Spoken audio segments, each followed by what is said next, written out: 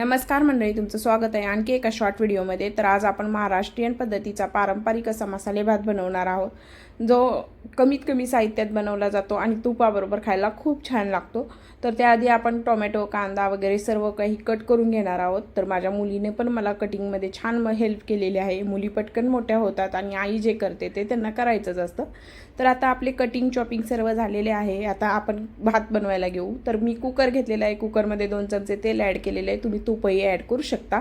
तेल छान गरम झालं की त्याच्यामध्ये 1 चमचा जिरे ॲड केलेले आहेत, नंतर कट करून घेतलेला कांदा आणि कट करून घेतलेली हिरवी मिरची ॲड केलेली आहे। हिरवी मिरची आणि कांदा आपल्याला छान आता परतून घ्यायचा आहे। कांदा आणि हिरवी मिरची छान परतले की त्याच्यामध्ये खडे मसाले ॲड करायचे। खडे मसाले पण छान परतून घ्यायचे। नंतर त्याच्यामध्ये कट करून घेतलेला टोमॅटो, कट करून घेतलेला बटाटा आणि शेंगदाणे ॲड करायचे। शेंगदाण्याने मसाले भात खूप छान लागतो। मी भरपूर असे शेंगदाणे ॲड केलेले आहेत, कारण मला मसाले भातामध्ये शेंगदाणे खूप आवडतात। तर मी भरपूर असे शेंगदाणे ॲड केलेले आहेत। आलं लसणाची पेस्ट ॲड करायची आणि आता हे सर्व जिन्नस छान परतून घ्यायचे आहेत आपल्याला।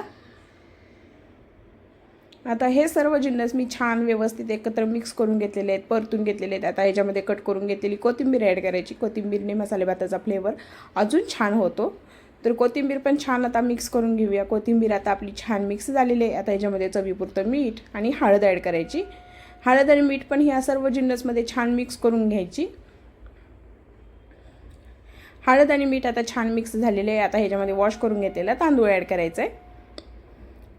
तांदूळ पण आपल्याला छान याच्यामध्ये छान मिक्स करून घ्यायचं आहे। तांदूळ व्यवस्थित मिक्स झाला की त्याला मीठ पण छान व्यवस्थित लागलं जातं आणि तांदूळ एकसारखा शिजला जातो।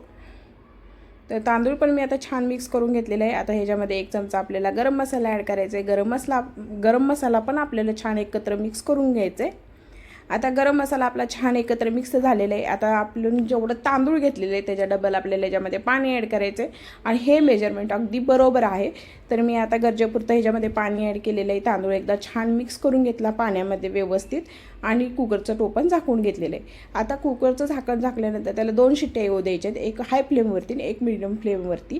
2 शिट्ट्यामध्ये हा भात अगदी छान पद्धतीनं शिजला जातो। तुम्ही एकदा नक्की ट्राय करा आणि माझ्या चॅनलवरती नवीन असाल तर माझ्या चॅनलला सबस्क्राईब करा आणि माझी जर रेसिपीज तुम्हाला आवडत असतील तर लाईक करा, शेअर करा आणि कमेंट करून सांगायला अजिबात विसरू नका। बाय। आणि तुम्हाला असेच छान छान व्हिडिओ पाहायला मिळतील। बाय।